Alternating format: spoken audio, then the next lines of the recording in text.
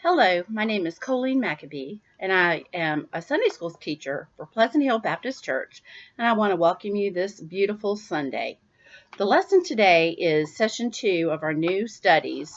Here's our new study book for this week, Bible Studies for Life. Our session today is entitled The Purpose of Humanity. The point of our lesson is God created us to serve and honor Him. We all have responsibilities, whether in our families, our work, in our church, and with responsibility comes many expectations that we need to meet each and every day. When God first created man and woman, He gave them responsibilities, and ever since, every person since then has been given the directive for the same responsibilities, and that is to take care of the creation of the world, or take care of the creatures of the world, and to serve and to honor God. So the point of our lesson, again, God created us to serve and honor Him.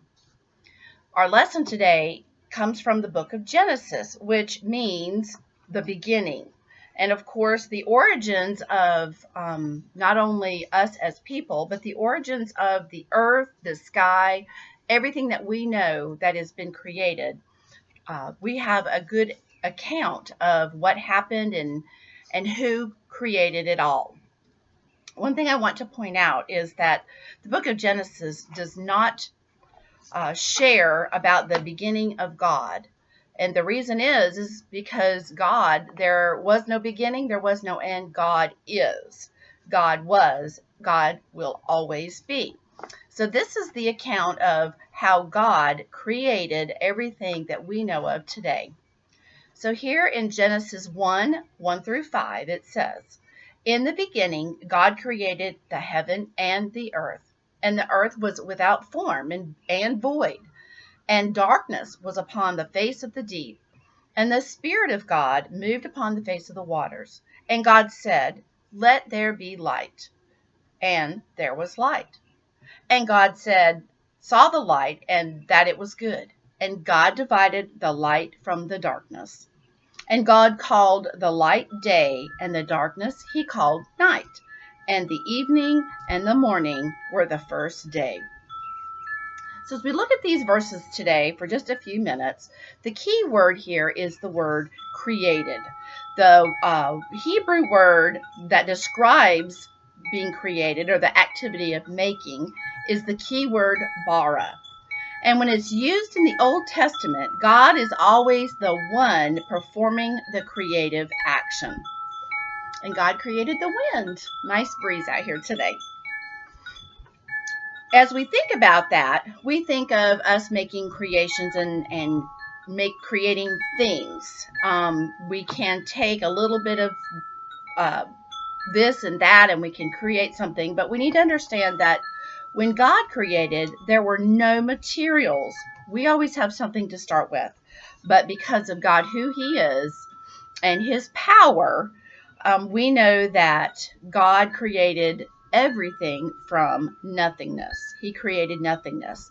And so as we think about God in these verses that we're going to study today, we can think of God not as the word of Yahweh, which means that's the covenant name for God with His people, but it is talking about Elohim, and that is the God of power and majesty. So the opening words of Genesis here, where it says, "In the beginning, God." So God was already on the scene. We have to be just so thankful that God has always been, and He is so powerful and has so much majesty and authority that He is able to create from nothingness.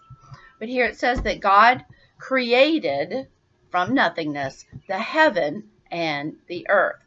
So some scholars look at God's creation as creating something from a nothingness and creating it from just basically from out of thin air, everything that we have today. The earth was without form and void, and darkness was upon the face of the deep, and the Spirit of God moved upon the face of the waters. So God, who was, even from before the beginning, is creating. And it says here that the earth was without form or void. There was no earth. There was no heaven. There was no earth. And when it talks about heaven and earth, it's earth, of course, is our planet that we live on. But also the heavens talk about everything that is above or that surrounds the earth. And so at that time, there wasn't really what we even call the space or atmosphere or anything like that. It was completely void, without form and void. And it says here in verse 3 that God said, "Let there be light," and there was light. Something we need to understand is that, again, God created it from nothingness, but all God had to do, this is how powerful of a God that we love and we serve and that we have hope in, is that just by his spoken word, things become. God said, "Let there be light," and there was light. Now, this time it's not talking about light as in the sun. The sun was created later. But the light is that there was no darkness, that there was something now in the void. And it says in verse 4 that God saw the light and it was good.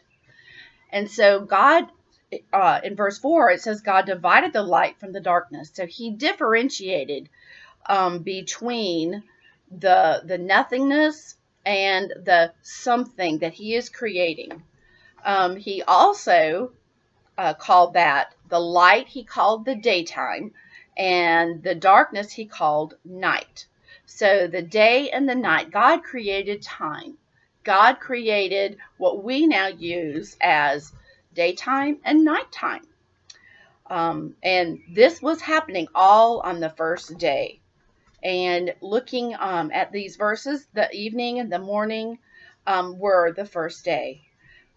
I want us to just remember that God, because we're going to come back to this. It says that in verse 4, and then God saw the light and that it was good. So God only creates what is good. God loves us enough to give us only his very best and give us only what is absolutely good. Once the light has appeared, he separated it from the darkness. And something to remember is that because he created light and it was good, that doesn't mean that the darkness is necessarily bad. We know that the idea of sin often is related to a darkness, but this is not the darkness that God is in his creation that he was talking about. God understood that there has to be time of light and there has to be time of darkness when it comes to the life that he will later create upon the earth. And that there has to be a time of being in the light and has to be a time of being in the darkness. We all know that there are times to refresh and replenish our bodies, the birds, the animals, the grasses, all the living things need to have a time without light. So darkness is not here considered to be the bad in contrast to the good, but the fact that everything that God created was perfect and full, and that there were no gaps or shortcomings within this creation. So all of these days that God did his creating were considered good. And we know that in Genesis, the Bible talks about then creating different parts of his creation. He did the sun, the moon, and the stars. He did waters and sky. He did the birds and the fish and the land and the plants, as well as the land animals. So on the next 5 days, God did a lot of creating. And so he made this beautiful place that we enjoy today, this earth, and he used this time to just really, those 5 days, not that he needed 5 days, but he used these 5 days to complete and to create a place that is just perfect for his special creation, and that is us. So when we look here in Genesis 1, we're going to skip over to verse 26 and 27. It said, and God said, so again, God is who is the creator. He is the one creating and making. He says, let us make man in our image, after our likeness, and let them have dominion over the fish of the sea, and over the fowl of the air, and over the cattle, and over all the earth, and over every creeping thing that creepeth upon the earth. So God created man in his own image. In the image of God created he him. Male and female created he them. So as we look here in this next section, God said, he is having a conversation not with a heavenly host of things. It's not where he has a council up in the sky that he had to talk to and bounce ideas off. But God is speaking to himself as a Trinity, because it says, let us make man in our image. This is one of the first references that we have in the Bible to God being God the Father, along with, as we later find out, God the Holy Spirit, God the Son. And so together with their creativity and their creative mind, they know that they're going to make man in their image. Now, what is the image of God? There's probably a very extensive list that you could look for. Different Bible researchers and scholars and people that study those specific things can probably give you a super long list. But here we're just going to reflect on certain aspects of the image of God. But we need to also remember that us being made in the image of God, it encompasses every bit of our being. But we also have to remember that we were not created to be gods. He didn't create more gods. God created us for yet another reason, but that we have a lot of the attributes of God's, a lot of the aspects of God's. And it's not that he needed to create us. He didn't have to do what he did, but yet he wanted to. This is something that we need to realize, is that we were created because God wanted to. God wanted to create male and female upon the earth. But it wasn't something that he had to get permission to do or something that he needed to do because he was told to. This is coming from the heart of God. And it was, something that he did because he knew what he created. He could have taken care of it. He could have just made it self-sufficient and everything about it. But God just had this huge plan all pulled together, and he wanted all of it to work together in as a giant community and interaction with each other, and especially him. So here in verse 26, as we said, God said, let us make our image after our likeness. And then it says, and let them have dominion over the fish of the sea, over the fowl of the air, and over the cattle, and over all the earth, and everything that creeps upon the earth. So when we think about that, God creating man to have dominion over, that doesn't mean domineering in the way that we think of domineering. We are not to put under our harsh control, but knowing that God set aside man, he created man so that we could help take care of the earth, that we could have a way to enjoy, but we couldn't enjoy it without being able to take care of it. So he created man for the purpose of taking care of and watching over what he had already created. We were the last of his creation, but he made us to take care of. We were created for a relationship between us and God's creation, but even more importantly, that creation that He made for us to be caretakers of was to help us to have a better relationship with God. And in many places within the Bible, it talks about how we're to take care of and not abuse the earth that He created, but we're also not to worship the earth that He created. He didn't create the world before us so that we could worship it. He created the world so that we could enjoy our relationship with God. So he speaks what He has out of the breath, out of His own words. And interesting, which was I think is very interesting, is that as we learn in God's creation that He created the first man and the first woman, and He called the first man Adam, and He called the first woman Eve. But what's interesting is that when He made His creation, God didn't name everything in His creation. He created the day and the night, the sun, the moon, the stars. He created creatures and birds and things in the waters. He created water. He created all these things and He named them.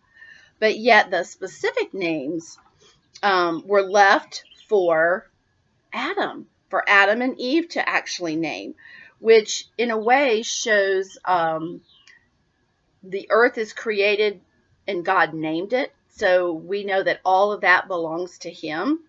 And He named Adam, and Adam was His, Eve is His. But what's interesting is that Adam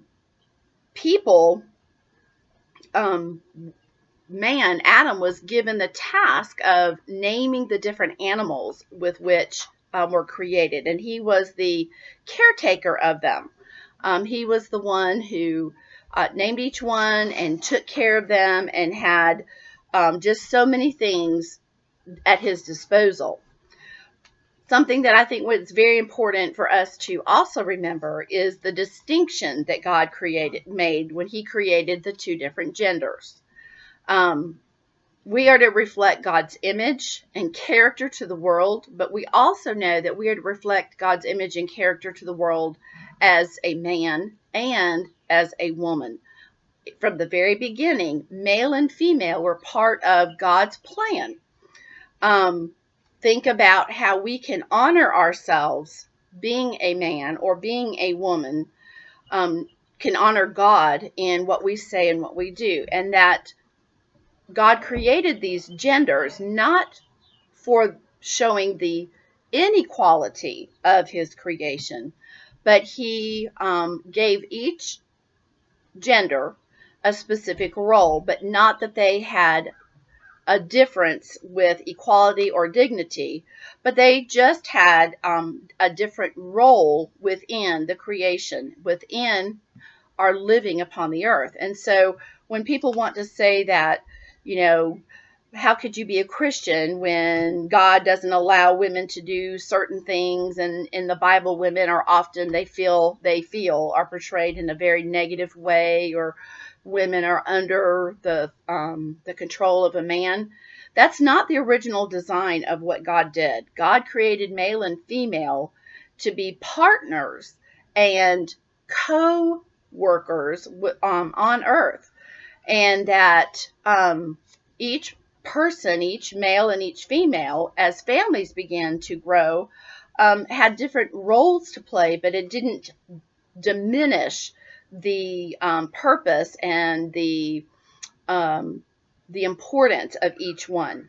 So every man and every woman has been created and designed. The original design was not to have one over the other, but to work together side by side. They just had different roles to do within on this earth and within society. So I just want us to remember, first of all, in a world that tells us there's no such thing as gender, there is. God created it. And in a world that says that men are better than women, that God did not create that. He did not ordain that. God did not set it up that way. or that women are better than men. Again, that is not what God set up. His original perfect plan in the beginning was to have men and women be co-workers and be working together as they serve and honor God. The next section is Genesis 1:28 through 31. And it says, "And God blessed them, and God said unto them, Be fruitful and multiply, and replenish the earth, and subdue it, and have dominion over the flesh of the sea, fish of the sea, and over the fowl of the air, and over every living thing that moveth upon the earth. And God said, Behold, I have given you every herb bearing seed, which is upon the face of all the earth, and every tree in which is the fruit of a tree yielding seed. To you it shall be for meat, and to every beast of the earth, and to every fowl of the air, and to everything that creepeth upon the earth wherein there is life. I have given every green herb for meat. And it was so. And God saw everything that he had made, and behold, it was very good. And the evening and the morning were the sixth day." So in this section, these actually pretty lengthy 4 verses that we see, we need to take a minute to really just think about and look at what God created and why he created the things that he did. And so when God created man and woman, the two genders, he said he blessed them. Don't see other places of the Bible when with God's creation of the day and the night. There's not a reference to God giving them a special blessing. Some things he said, you be fruitful and you multiply, but humanity, got a special blessing from them, and he tells them to be fruitful and multiply and replenish the earth. God intended for man and woman to create families and then replenish the earth, not just in one section of the world, but to scatter themselves among the whole world, because the world he created was huge and it was a beautiful place, but yet it needed, his design needed for us to have dominion over and to take care of everything that was on the earth. So he says here that you be fruitful, you multiply, you grow families across the earth, and you subdue it. That doesn't necessarily mean that you're going to stomp it out and take it over, but basically to control it, to continue to keep it within boundaries and parameters, and to make sure that it is able to replenish and continue the cycles that they need to continue the species upon the earth. And so we have this dominion over fish and over the birds and over everything that moves upon the earth. He also, God in his wonderful plan, creates sustenance for us. He created sustenance for Adam and Eve. He knew that plants and animals and people needed food. And so he says that he's given every herb bearing seed, which is upon the face of all the earth. So everything that I've given you that grows like an herb, a plant, a tree, that is what is going to be your food. That is what you're going to eat. This is how you're going to replenish yourself every day. And your bodies have been created that it needs food intake so that you can be healthy and you can be happy. And that was the original design of God. And so even the fruit trees, and yet they were also designed to replenish themselves. He created the idea of having seed and germination, and then the whole plant life cycle that all of us learned while we were in elementary school. He also said that he's given us, and to every beast of the earth, and to every fowl of the air, to everything that creepeth, I have given every green herb for meat. So everything at that time was a plant eater. There were no meat eaters at this time. Every beast of the earth ate every green herb for meat. So they were all plant eaters. And it was so. God designed the earth so that it could be used for food and yet replenish itself so that we never would run out of food. But that's where the caretaking came in as well, that as humans, caretaking needed to happen. Even today, just because of sin doesn't mean that we have to stop our original job, one of our jobs of taking care of the earth. What we have on the earth is for us to use, but not abuse, and that we need to understand that we can't destroy God's creation, because otherwise we're going to run out of ways to sustain ourselves.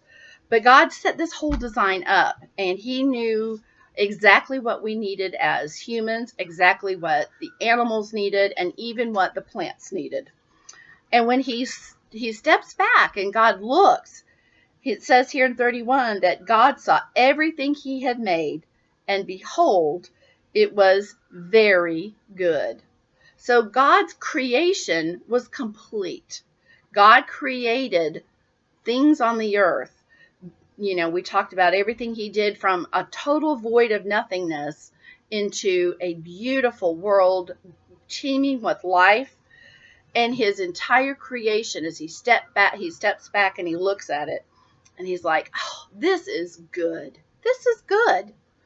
And then morning and the evening of that was the sixth day.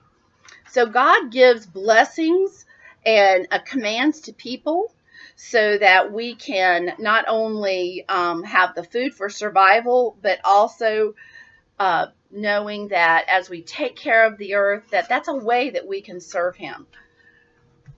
God is Lord over all the creation. God is Lord over everything. He controls everything. But He put us in charge of making sure that things are kept. That's just, it's almost like giving kids their list of chores to do. Even though as parents we are in control of everything, it's very important to give them responsibilities and chores and things to do. But yet knowing that we have the final say and that we actually do have control over everything. So as we think about this lesson this week, God created man and woman. Yes, we were created to be very good. Yes, we were created to take care of the earth.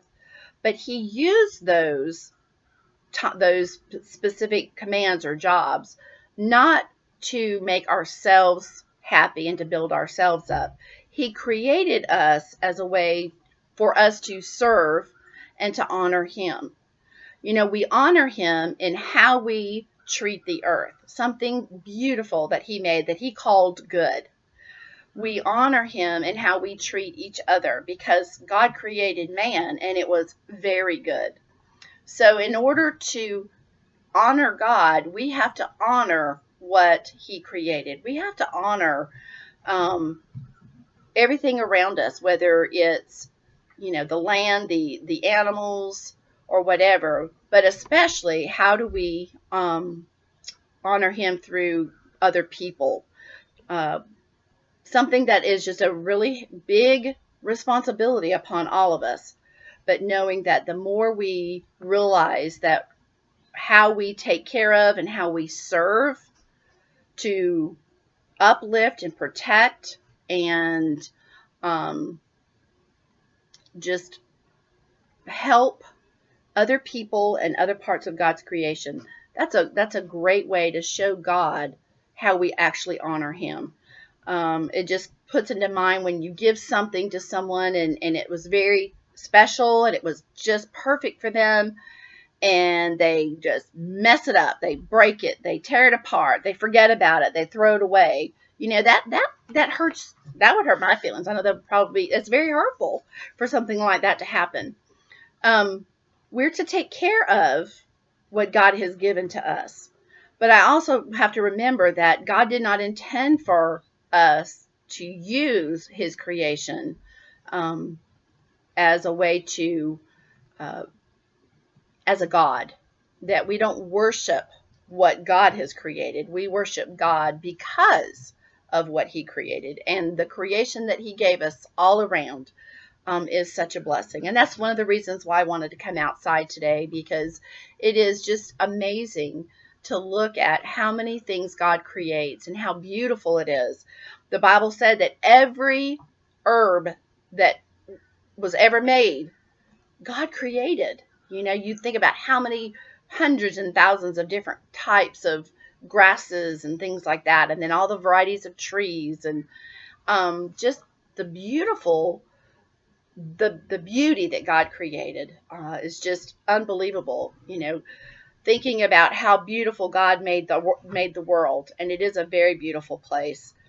Can you imagine what heaven's going to be? He made us one of the most beautiful places the most beautiful place we've ever actually seen.